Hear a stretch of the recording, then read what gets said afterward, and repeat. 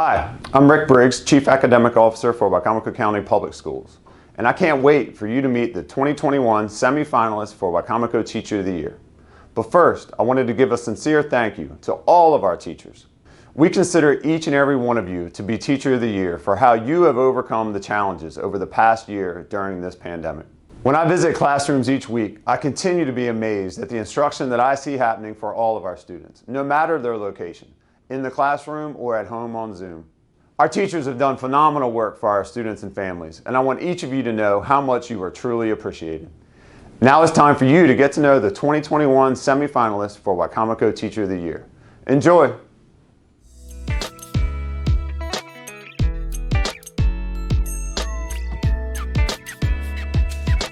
As a teacher, I've learned I am probably unbelievably creative, and I really don't mind going against the borders and trying something new. It fails, and I just try again till I find something that is successful.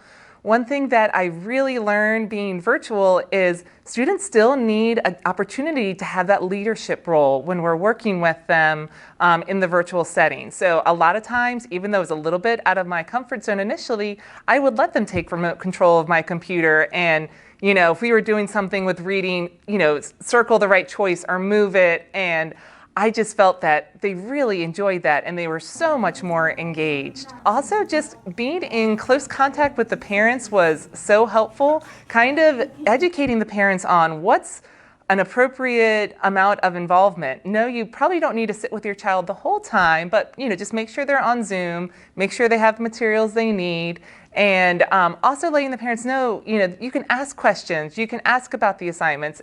We don't mind. As teachers, we want your child to genuinely be successful. And I also learned that it's important, or it's possible to involve arts integration in a virtual setting. We were able to create musical songs that went with some of the stories that we were reading as part of read-alouds.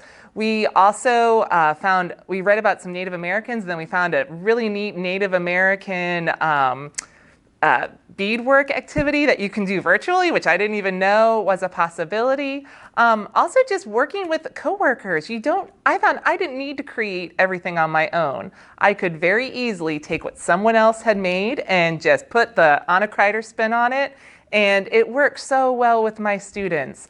I also found in the virtual setting, I really wanted my paraprofessionals to feel confident with me. So just making sure to take the time to go through Google Classrooms with them, go through Zoom with them. So that way when they were working and supporting in the classroom, they knew the best ways to help their teachers so that the whole session went really smoothly.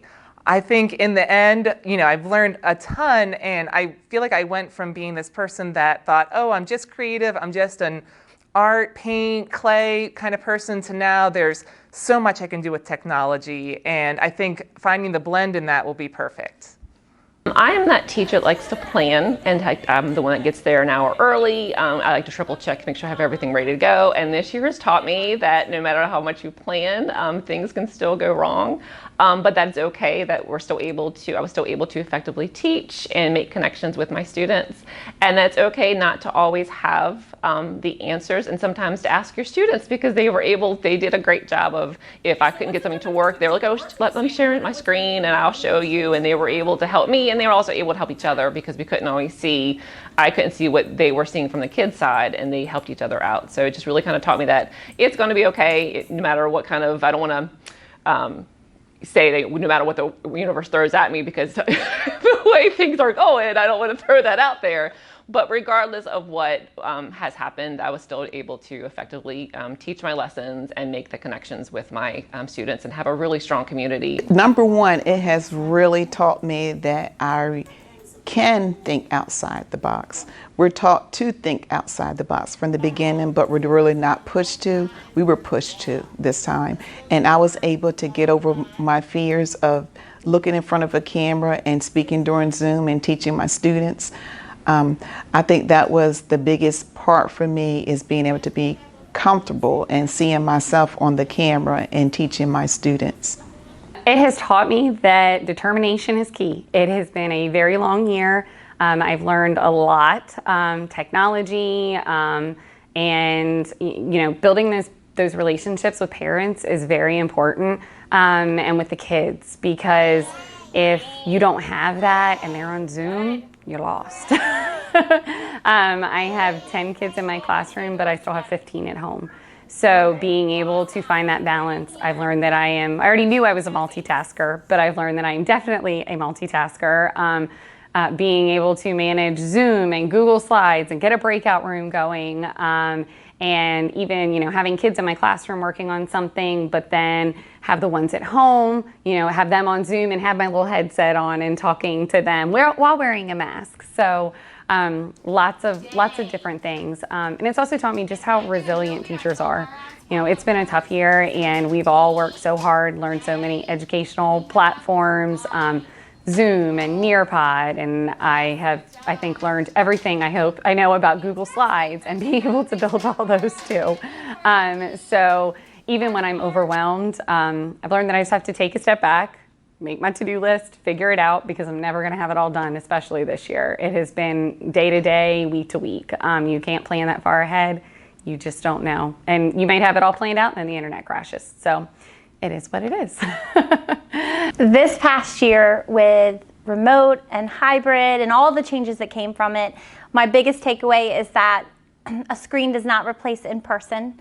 I miss smiles, I miss hugs, I miss being able to see my students every single day, and there is definitely a sense of loss and absence when you can't see them in person and you can't check in with them. And being high school, a lot of the students don't like to turn on their cameras, so I just miss their faces. And I've realized that I love to teach, and I can teach virtually and I can teach in person, but nothing replaces in person. And I think that the biggest takeaway from this past year for me has been that we need each other, and we need to kind of keep in mind what everybody's going through. And if anything, we've been able to see each other a little bit clearer. So I can see my students at home, and I know what their home life is like, and it gives me an insight that I did not have in person. I see that they're babysitting their younger siblings, and that they're trying to do their schoolwork at the same time, and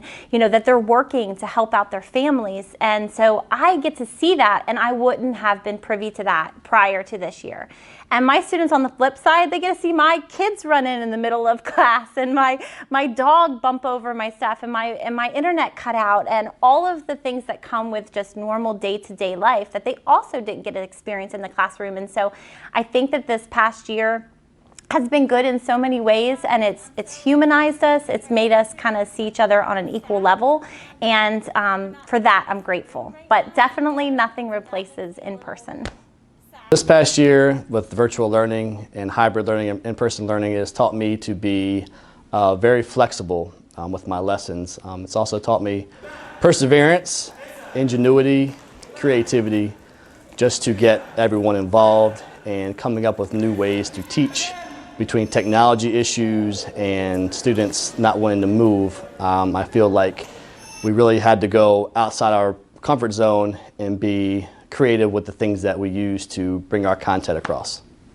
This year has taught me resilience in the face of adversity, because we faced so many different challenges this year, learning different platforms, learning new students, and it taught me that I'm capable of more than I thought I was, especially with the circumstances that we were under this year.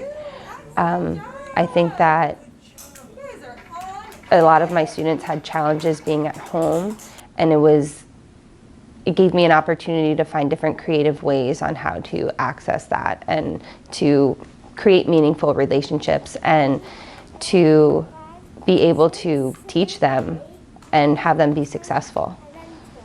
This past year has taught me the importance of developing meaningful and personal relationships with each one of my students and their families. My connection with my families has never been stronger. We've been able to work as a team to achieve their social, emotional, and academic goals for their child. It has also taught me to embrace change and to be flexible, and to also be innovative with my lessons to help increase student engagement.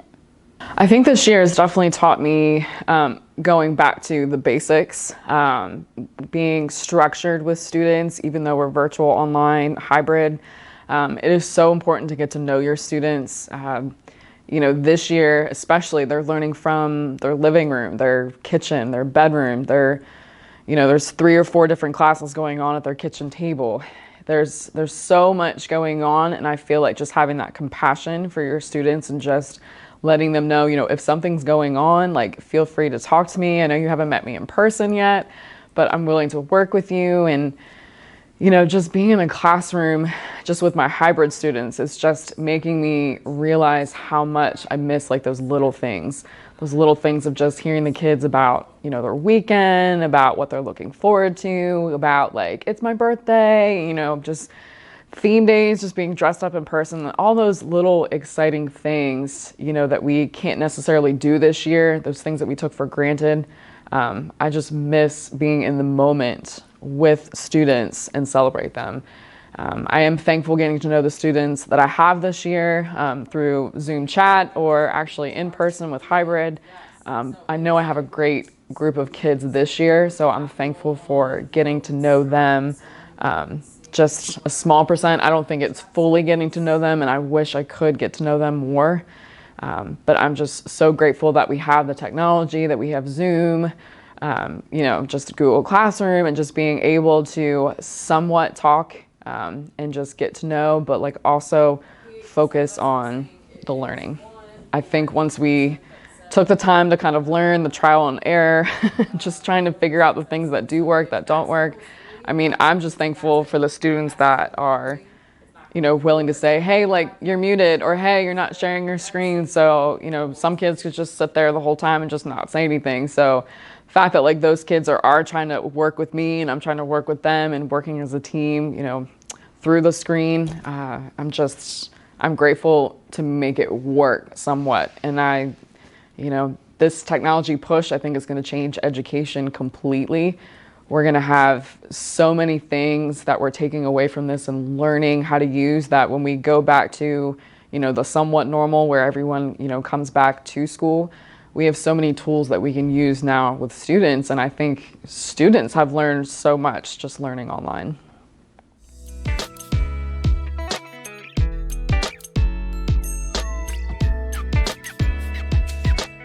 I never intended on teaching. My mom said I was going to grow up and be a teacher, and I told her there is no way. So I went to school, got my degree in social work. But in 1999, my life changed. My son was born 2 months early, and he was diagnosed with cerebral palsy and a visual impairment. So we went through the early intervention program in Wicomico County, and it was the best experience for me. The team was absolutely wonderful. As a new mom with a child with special needs, it was overwhelming, but the team gave me the skills I needed to help Noah succeed. So I ended up going back to school to get my special ed degree, really to help Noah, but I had no intention of teaching. And then I started taking a long-term sub position, and it kind of just fell in my lap, and that's how it started. So the moment I realized that I wanted to be a teacher was when I was actually in kindergarten from my kindergarten teacher. My kindergarten teacher just made us feel alive. She brought everything to life for us. And I knew from that moment in kindergarten that I wanted to be a teacher, not only a teacher, but a kindergarten teacher. The children's education career starts in kindergarten. So I wanted to make them excited about education. I wanted them to be excited to come to school. So that would probably be my moment that made me want to be a teacher. So in the 16 years that I've been teaching, I have many, many memories that I hold in my heart. And one that sticks out happened just recently. It was last year.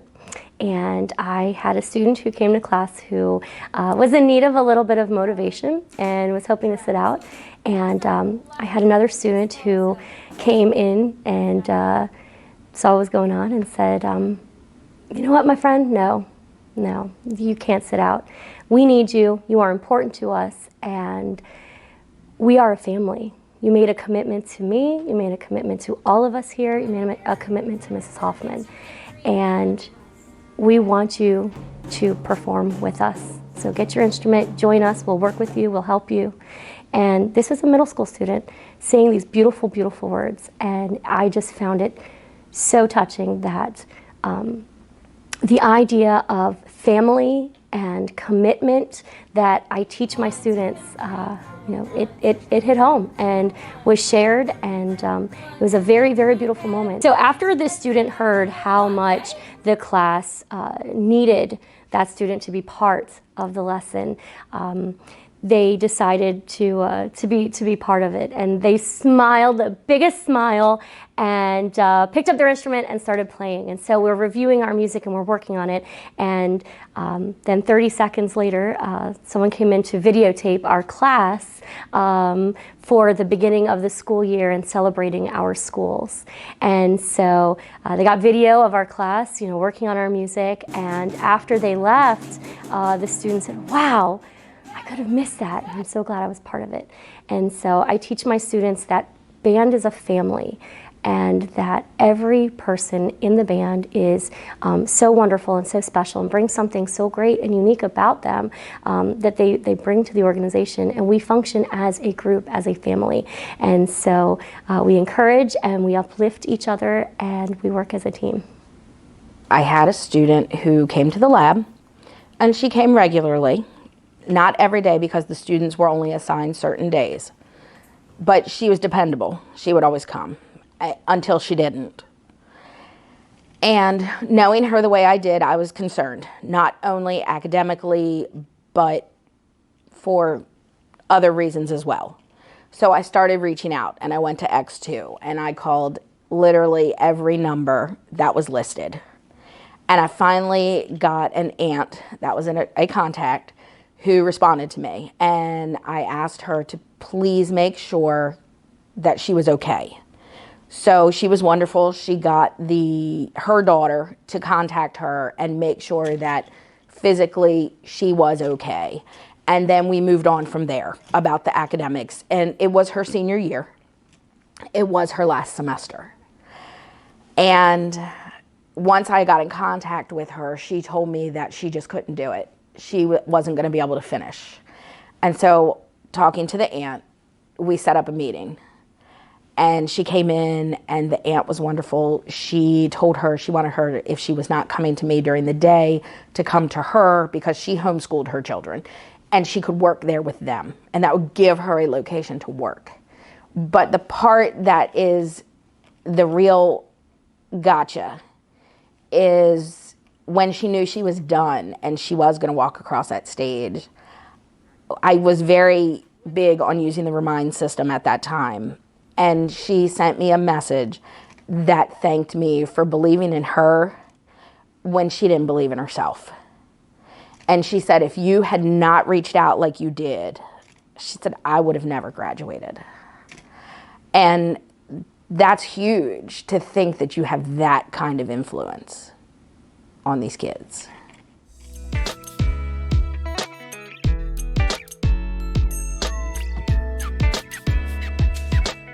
I hope that my students know how grateful I am for them, especially this school year. I'm so grateful for their resilience, for their ability to take on this challenge of virtual and hybrid learning, and for their flexibility. And I hope that they know just how much I care about them and love them, and that I'll be there for them no matter what, even after they're out of my class, because all I want for them is to be able to achieve whatever their dream is and be successful in everything that they take on. I hope that my students feel loved, safe, and appreciated when they're in my classroom. I know that my students feel appreciated and heard when I take the time to talk to each one of them each day and check in on how they're doing. I know that my students feel safe when they come into my classroom because of my procedures we put in place. I know that my students feel loved by the compassion and positivity that they feel from me when they walk into my room. I hope that my students know that they are my whole world. From the moment that they come into my life, they instantly have a lifelong mentor. I will always be their cheerleader, cheering them on when they accomplish a goal. I will always be there to be a shoulder to lean on if they're ever going through a hard time in their life. And I will always provide a listening ear just for them to, if they have something on their mind that they would like to share with me. I truly want my students to know that I am here for them always. Yesterday, today, tomorrow, even years from now.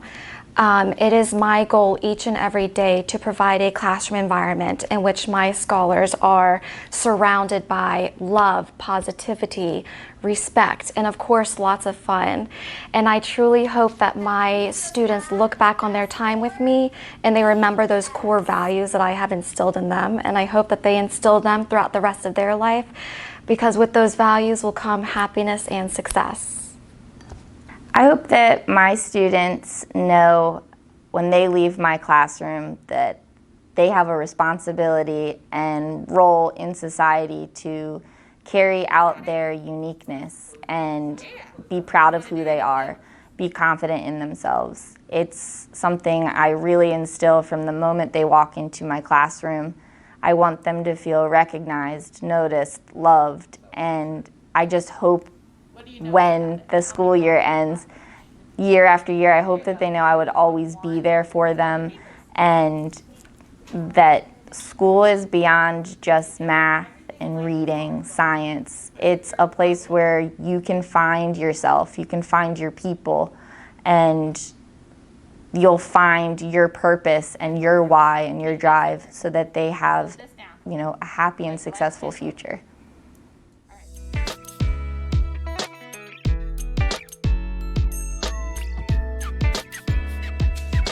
This year has definitely been very different, and as the students were coming back into the classroom, one of the first things that I heard was, "This is the best day ever," and we hadn't even started yet.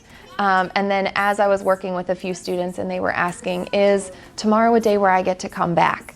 And a student was reading and was asking, read through the whole book independently and then said, "I didn't know that I could do that." So it was the little moments of excitement that I didn't want to miss through Zoom, and them being able to show how important being in school was, how being with their peers and with their teacher was exciting and important to them, made it even more exciting for me to see on their faces. We started the school year off at home, virtually, and we didn't have the open house back to school experience. So because I wanted to meet my students and make sure that they were prepared for the classroom, I instead got materials together that I knew that they would need for virtual learning, and I went from house to house and met each of my students. We did meet outside, we did wear a mask, and hopefully one day we'll get rid of the mask, but I do plan to continue to make those home visits, because I think it's very important to make that connection with our families. It's important to see where they're coming from, and they really, really enjoyed seeing me and meeting me before the school year started on their turf and not in ours. I loved it so much, to be honest with you, because so many of mine have stayed virtual that I've gone to see them every month so that I can deliver more materials to make it more engaging for the learning virtually, so they have more hands-on materials that I can still use in the classroom with my ones that are at school, but my ones at home are still able to use those same materials, because some of the things that we use aren't your typical household items, and I don't want to put a burden, an added burden on our families. I think this year has been like no other. With hybrid and virtual, it has been a crazy journey. And that's probably going to be my most memorable because of how it started. We just got cut off in March, and then that whole year, and thinking to myself, how am I going to teach both? How am I going to teach both? How am I going to reach both? And when the kids came back and hybrid came back, it was very challenging to think, can I do this? Can I still carry that love of art through the computer? And I found that they were more resilient than ever. And if I didn't know something, whether it was technology, they were going to show me how to do it. And they did. Every day I learned something new, and it wasn't from meetings or it wasn't from any kind of discussion with another colleague, it was the kids. They were the ones that showed me how to use programs. They were the ones who showed me, hey, Miss L, all you got to do is hit this button. You're good, because the feedback in the classroom when they were answering. And I think the pivotal moment was when our kids, both hybrid and both virtual, it almost seemed like they were right in front of me the entire time. And it was that moment that it was so special, because I felt like I was teaching, I'm going to use quotations, normal again.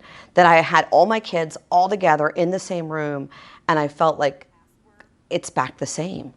Because they were answering over the chat. They were answering out loud. They were comfortable, whether they were artistic or not, it didn't matter.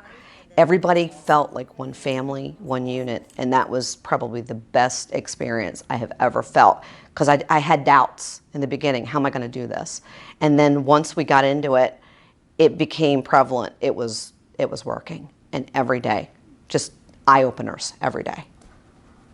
This whole year, I think, has been an experience that I will carry into teaching in the future, my future years.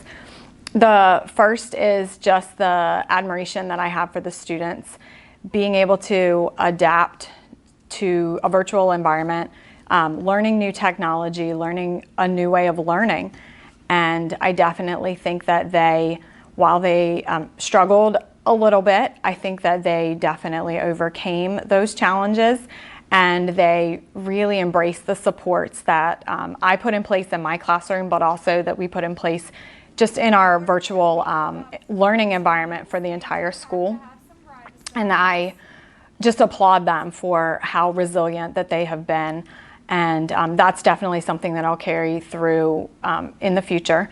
The second is my just renewed respect for the teachers and how much they have had to learn and change and grow this year, from learning new technology, from asking for help when their technology wasn't working, for coping with not only the stress of their own personal lives, but the lives of their students, and then just embracing all of the changes that have come this year, whether they were pre-planned changes or whether they were spur-of-the-moment changes. I think that they have equally done an outstanding job of embracing just the challenges and really overcoming the changes from this year. And then just the confidence that I gained this year in not only my own teaching, growing in the same way that the other teachers have, of learning new technology, redesigning the way that our curriculum is given, as well as just being able to help our teachers with the new technology, setting up a tech support team, and then doing tech Zoom sessions that just troubleshooted for teachers or students who needed help getting the technology straight. I was able to do that. So just the confidence in my own teaching abilities, both curriculum-based as well as just helping in other areas. I just kind of have a renewed reason, a renewed passion for teaching from this year, and I'll definitely carry that into the future.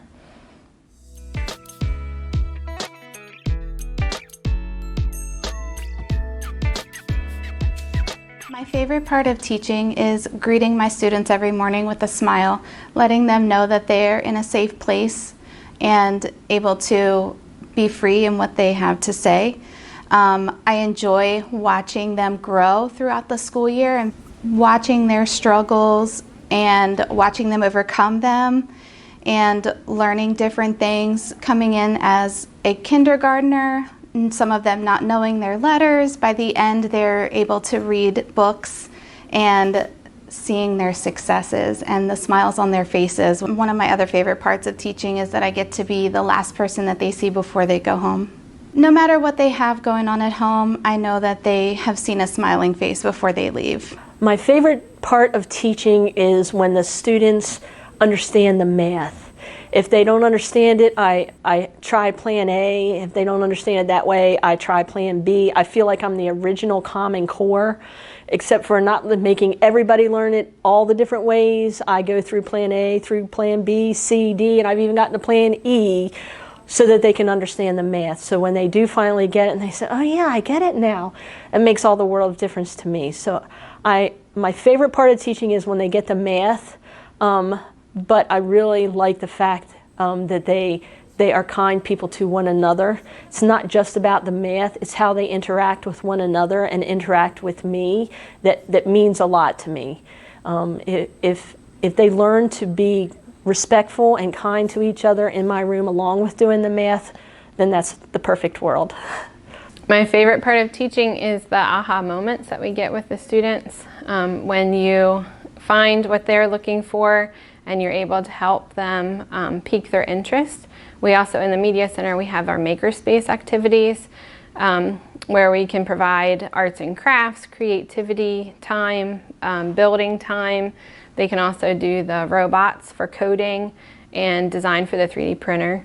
And a lot of times the students that excel at these activities are the ones that don't necessarily do their best at the core activities, but when they come in, they're able to build, they're designing, and they're using those other life skills like the teamwork and flexibility, changing things around.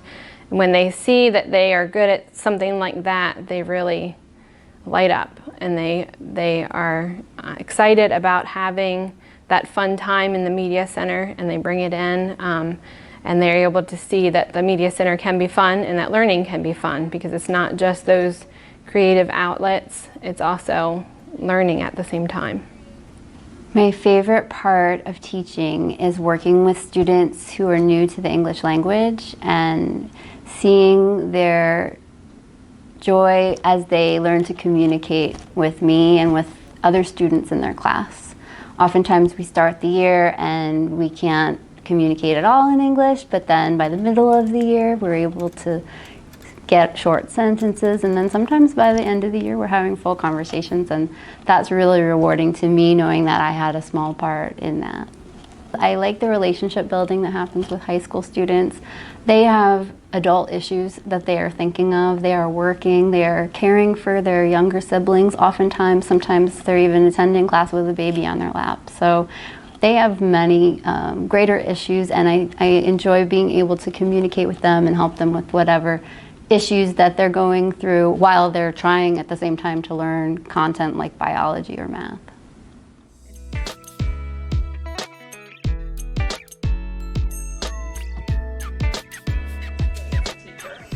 My best day as a teacher was a field day, actually, a field day event, but it stems back to my first or second year teaching, and I had a student, and the student came in a low socioeconomical background, and I was trying to make a connection with him to better teach him, so I decided to become his mentor.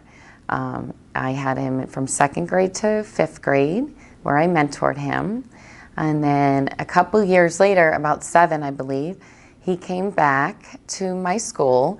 My principal came to me and said, "There's someone here to see you on field day." And I said, "Okay." So I went outside, and there was a grown man standing there, and he said, "Miss Woods," my name then, "I'm Xavier."